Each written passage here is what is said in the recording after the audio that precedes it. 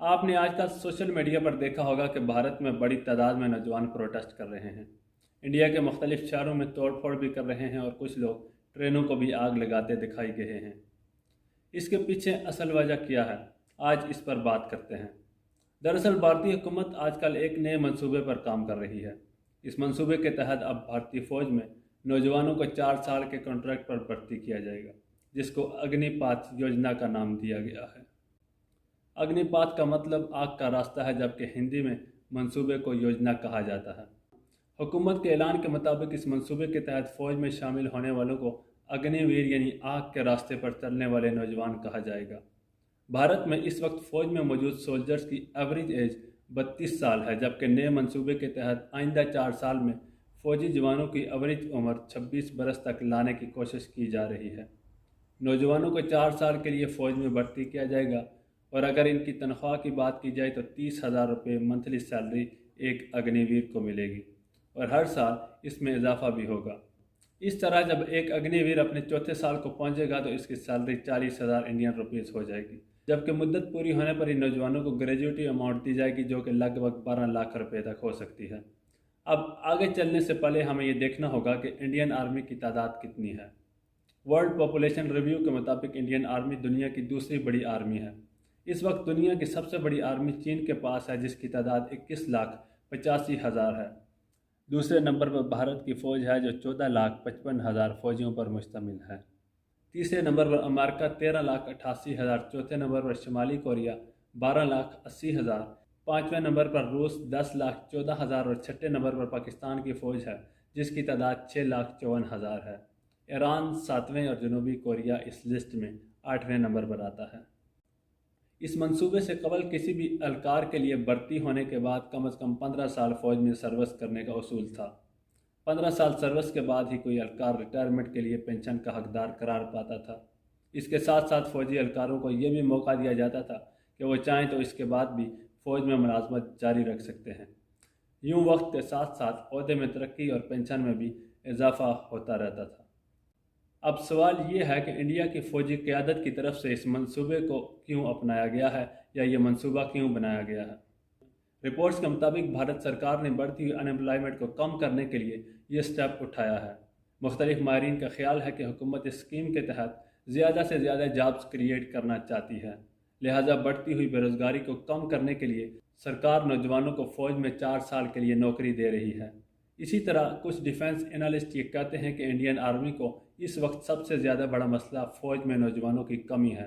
Indian army کو کیونکہ کئی موضوع پر ایک ہی وقت میں سامنا کرنا پڑتا ہے، اور اس میں چین اور پاکستان کی سرحدوں پر مسلسل کشیدگی شامل ہے، اور ایسے میں فوج کو انتہائی دشوار گزار پہاڑی علاقوں میں آپریشن کرنے پڑتے ہیں، اور وہاں پر ینگ لوگوں کی ضرورت ہوتی ہے۔ اس لیے حکام کی کوشش ہے کہ ان کو زیادہ سے زیادہ نوجوان اہلکار دستیاب ہوں جو انتہائی مستعدی سے کارروائیوں کا حصہ بن سکیں۔ دوسرا، بھارت کی فوج کے اعلیٰ حکام کو یہ بھی دلچسپی ہے کہ نوجوان موجودہ زمانے کی ٹیکنالوجی کے استعمال میں بہت کامیاب ہیں، اور ان کی ڈیلی لائف میں ٹیکنالوجی کا استعمال بڑھ گیا ہے، جس کی فوج کو اشد ضرورت ہے، لہٰذا وہ اس ضرورت کے تحت زیادہ سے زیادہ نوجوانوں کو فوج میں لانا چاہتے ہیں۔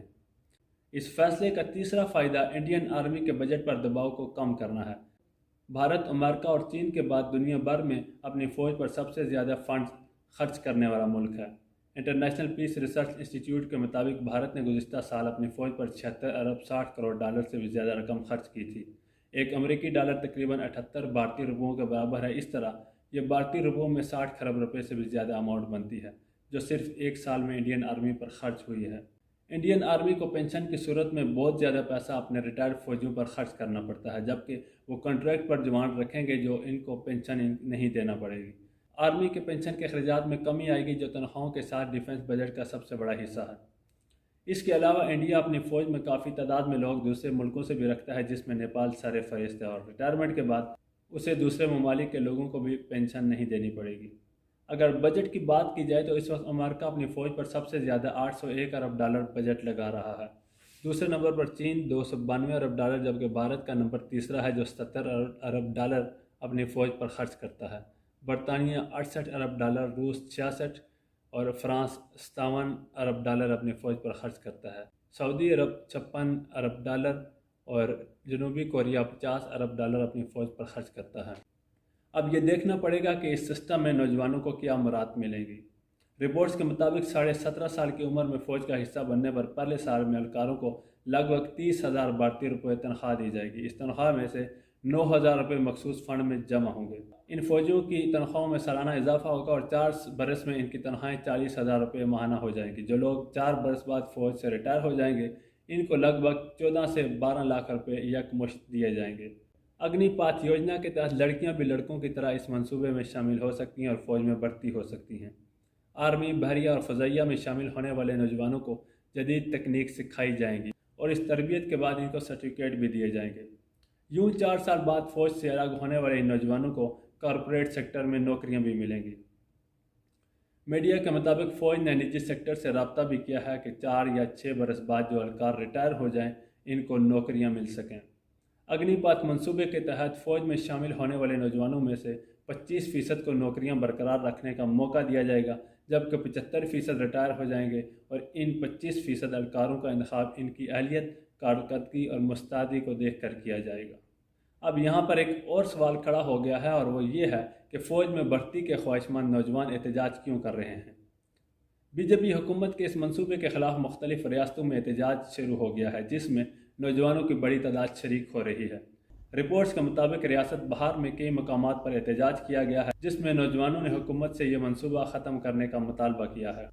एहतजाज में शरीक नौजवानों ने कई शहरों पर टायर जलाकर आमद-ओ-रफ्त बंद कर दी और एहतजाज से रेलवे का निज़ाम भी मुतासर हुआ है, जबकि बाज़ मकामात पर इनकी पुलिस से भीड़ भी हुई है।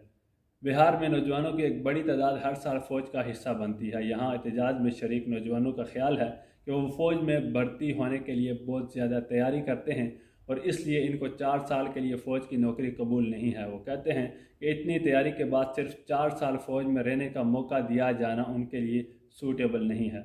उन्होंने कहा कि यह अरसा बहुत ही कम है, लिहाजा इसको तब्दील किया जाए। इनकी मांग है कि फोर्सेस में वही तरीक़ाकार राइज रहना चाहिए जो पहले से मौजूद था, जिसमें कोई भी भर्ती होने वाला शख्स लंबे समय तक फ़ौज का हिस्सा रह सकता था।